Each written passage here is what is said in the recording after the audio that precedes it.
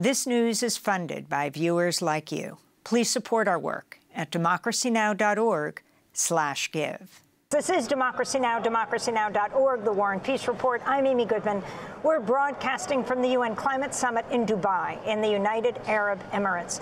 This year marks the first time in 9 years that Human Rights Watch has been allowed access to the United Arab Emirates.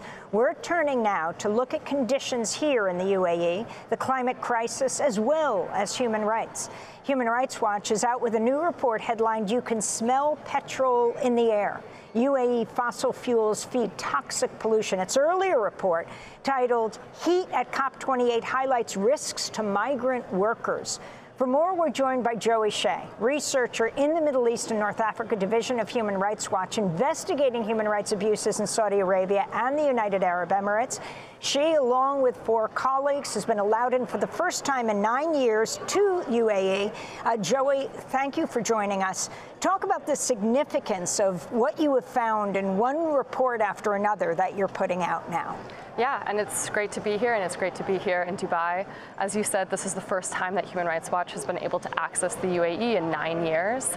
Over the past decade, UAE authorities have engaged on a sustained assault against basic rights and freedoms. There is no independent civil society in this country. Civil society organizations have been banned, and there has been a sustained targeting of human rights defenders, activists, judges, lawyers, regular Emirati citizens who dare speak out about the human rights abuses taking place.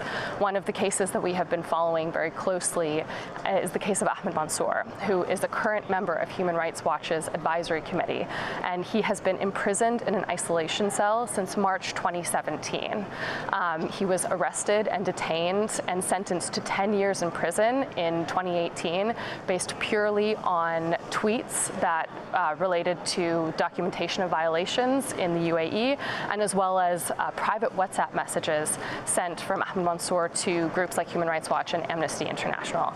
So it's very striking that HRW is here today. We're happy to be here. We want to continue to engage, but the rights crisis in this country is very concerning.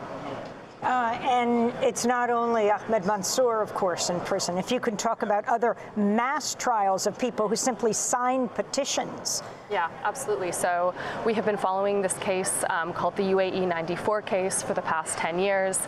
In 2011, a group of academics, lawyers drafted a very politely worded petition calling for greater participation in governance in the UAE. For that petition, starting in 2012, there was a months-long crackdown on those individuals, and they were arbitrarily arrested, 94 of them, which is where the UAE 94 case comes from. In 2013, after a trial marred with due process violations that did not meet the standards for a fair trial, HRW was there at the time and documented these violations. These 69 of these defendants were sentenced to between 5 and 10 years imprisonment.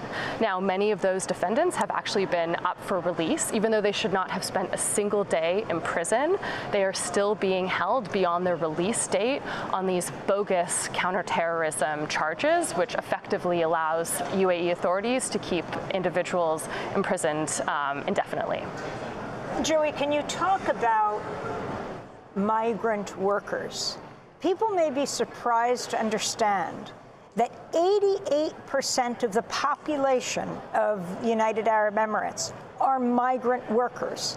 88%. What are the conditions that they work under?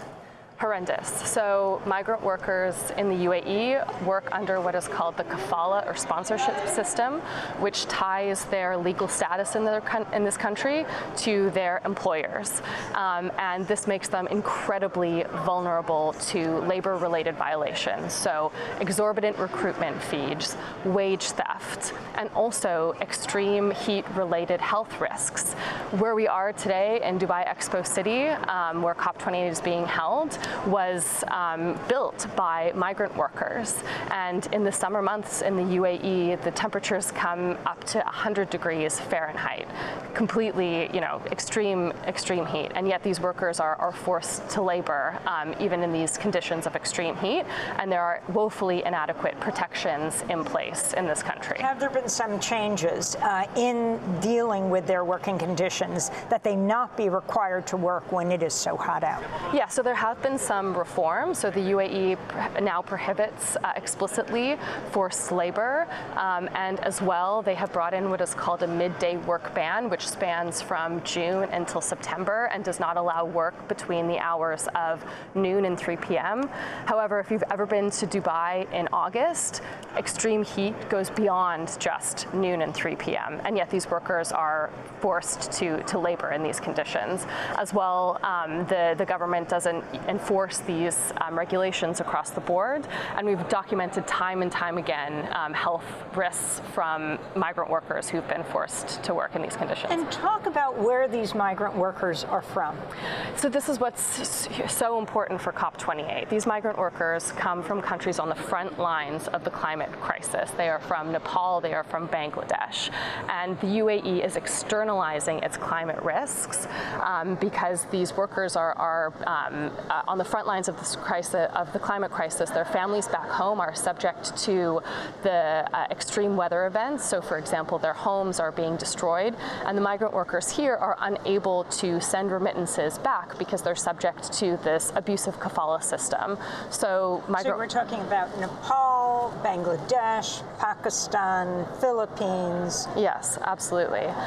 And yeah, the families back at home are under severe financial stress from the climate crisis, and the workers here are unable to provide that financial support because they are subject to the abusive kafala system, which takes their wages, and they also have health impacts from working in extreme heat, and there's no compensation from the UAE government or from their employers to help them deal with these health impacts. How did they get here?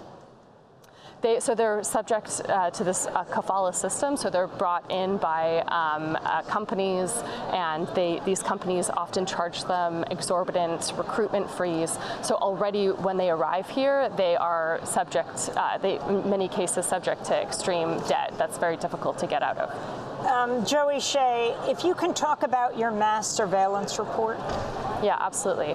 So from the moment COP28 participants landed in Dubai, they were subject to intense mass surveillance from the Emirati government. So in Dubai alone, there are 300,000 cameras around in public spaces. As well, where we are in Dubai Expo City, there are thousands of cameras conducting mass surveillance.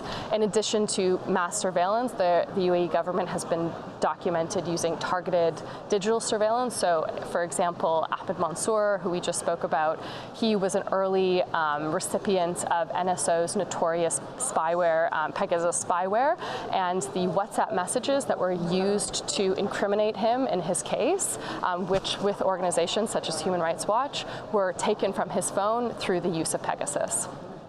And what are people doing about this? I know at the airport we were handed back with our passports a 5G SIM card. Yeah, I hope you didn't put that SIM card in your phone.